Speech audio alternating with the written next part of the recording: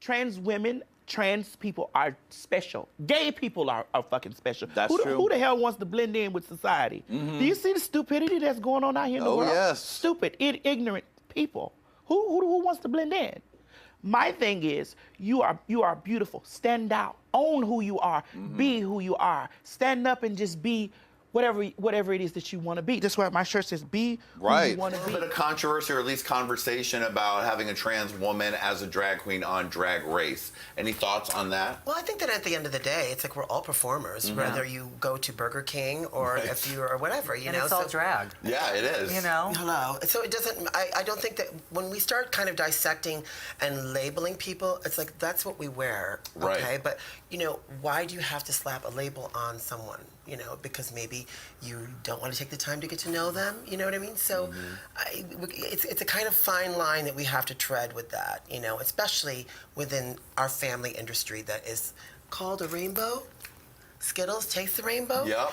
There's too many different situations that we can't start being picky. Then we're becoming like everyone that we don't want to be. Exactly. You know, so guess what, darling? If she's an amazing performer, darling, don't label her and don't hinder her. And like Let her earlier, grow. like earlier we were saying, the show should be about performance and talent and ability. A lot more younger trans people at this point that are at least out publicly and kind of discovering themselves more than ever. And I think someone like you is really important for them to hear so they can understand their own self-worth. Thank you. Yeah, it took me my entire 20s. It took me 2 abusive relationships. Right.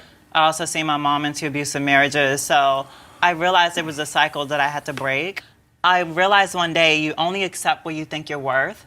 So I had to reprogram my own brain, you know, and all these relationships, guys would say, you know, well, this is the best you're gonna get. You're a public out trans figure, like this is the best. And I'm just like, wait a minute, no. I deserve to get what I give someone else.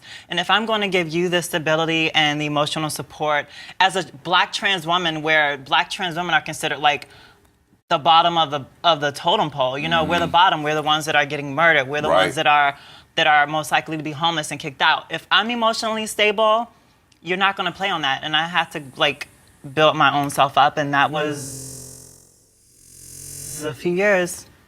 To just say, let me date myself. When was your journey into understanding that you were trans?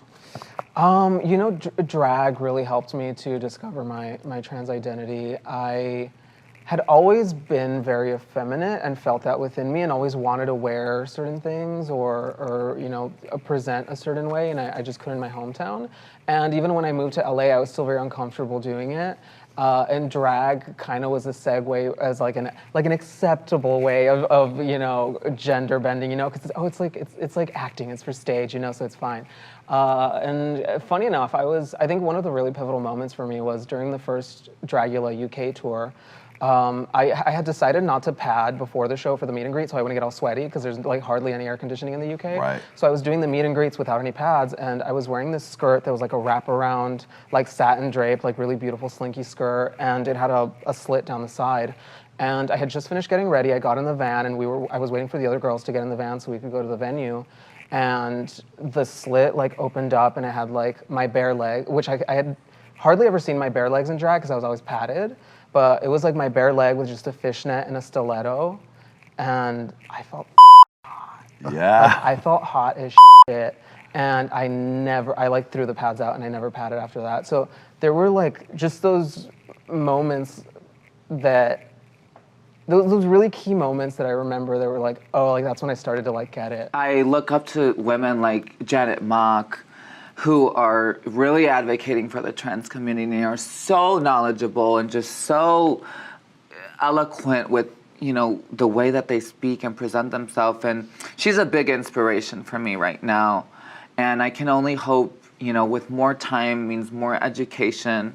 And I just gotta take the time, you know, and I gotta sometimes, like I said, not be so worried about the drag and be worried about where I'm going. Women are very important in the drag scene. Like that's was where trans women worked because they couldn't get hired in other places. So, and that was a safe place for all of us to be. Lesbians, gay guys, trans people, that's where we went.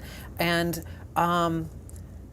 and we didn't see people like ourselves as celebrities and stars. So we became those stars in those nightclubs, and we entertained our people, and we made them feel like, you know, like they could be that. And I still feel like that. And I feel like when I'm on the show, I feel proud that I am in a drag show with drag queens and trans guys and our drag kings or whatever. I think it's great to have a multitude of talent and saying we all are in drag, really. Yeah. But we all can't entertain. That's true. So it's like, and but I think it's great. I think trans people are some of the best drag I've ever seen has come from trans people. Trans woman Yes. at Shoppers Beauty Mart, right? I did, yeah. I was working with her, but I didn't really pay her much mind at the time. And then I switched to another store, and I met a customer who'd come in for a foundation, and I assumed that she was looking for drag makeup because she wanted full coverage. I was like, okay, right, because she wasn't presenting; she was. She was in her masculine garb. Okay. She would come a lot, and we would talk a lot, and she came in full, presenting the way she wanted to one day, and she just became a very close friend of mine. And the more I got to know her, the more I kind of realized that my own experience was it was looking in a mirror, you know what I mean? And she helped me get in touch with my doctor, and she set everything up for me. She made it really easy for me, and without her, I would be nowhere. When I came out as trans, there is this stigma that you have to be straight. Mm-hmm. And a lot of people think that, because now I'm with a woman, it was oh, well, why did you transition in the first place? And I never ever thought that was some twisted way that the mind could work to say to someone. Right. Because it's bitch, are you kidding me? You think that I just did this to be with a man? Right. No, it's I really never really understood that. So there was kind of this taboo / stigma around a transgender woman being with a woman. Right. And now that it's kind of on my radar that some people feel like this, although I feel like a lot of people that are saying it are literally just fishing for something because A, they're bored or just they're haters. Right.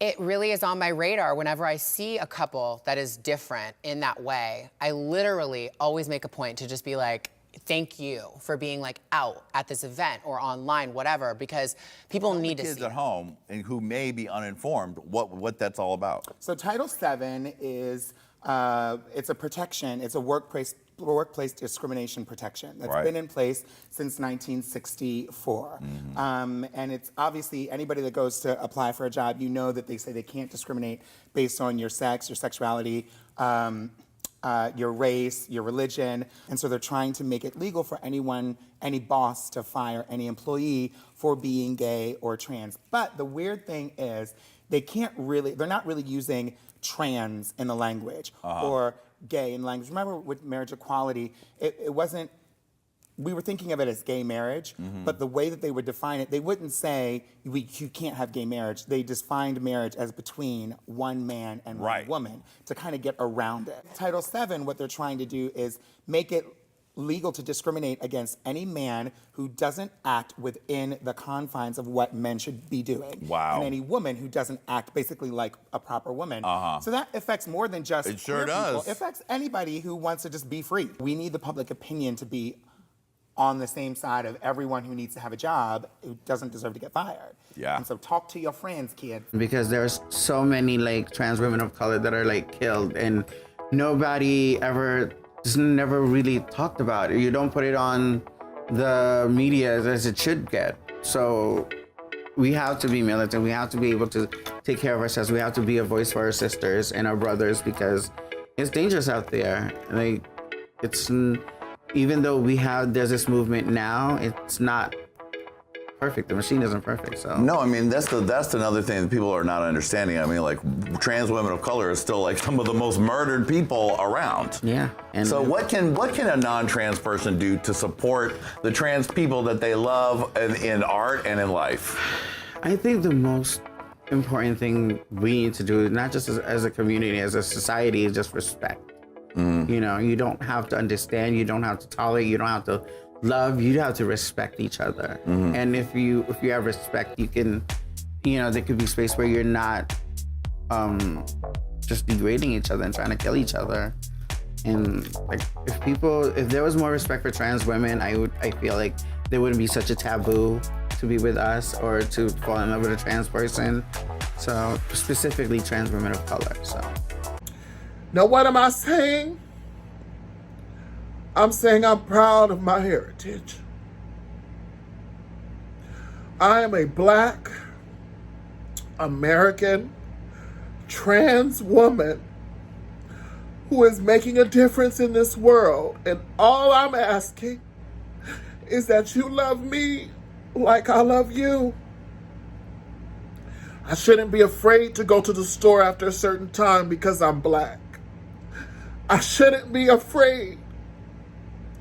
And neither should you. My call is to everyone, and I mean everyone, because the only way you can make up Black is to combine all of the colors in the rainbow. Now I'm making it, and I want you to make it.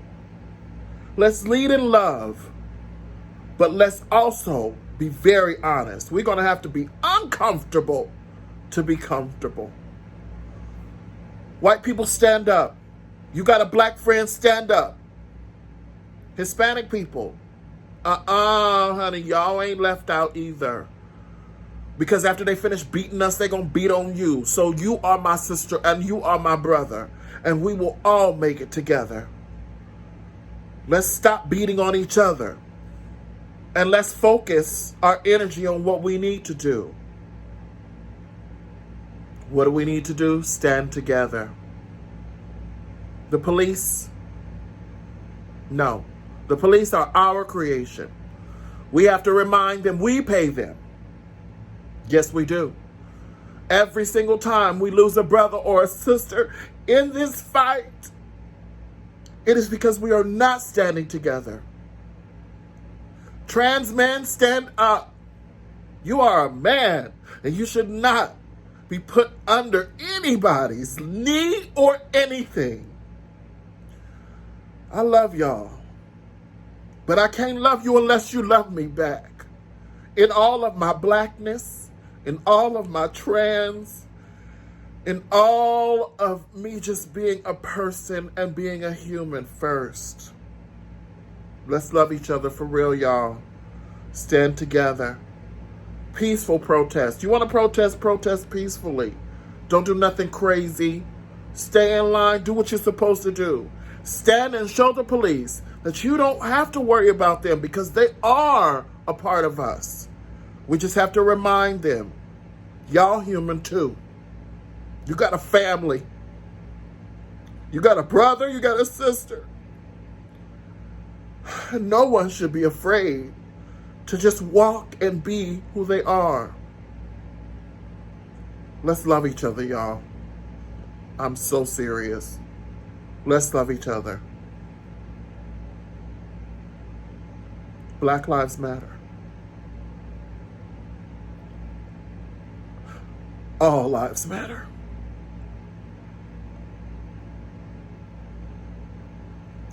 I love y'all. Please love each other. No more hurting, looting, being unnecessary, for just doing stupid stuff. Let's be smarter about this. The only way we can do better is if we think better. All right?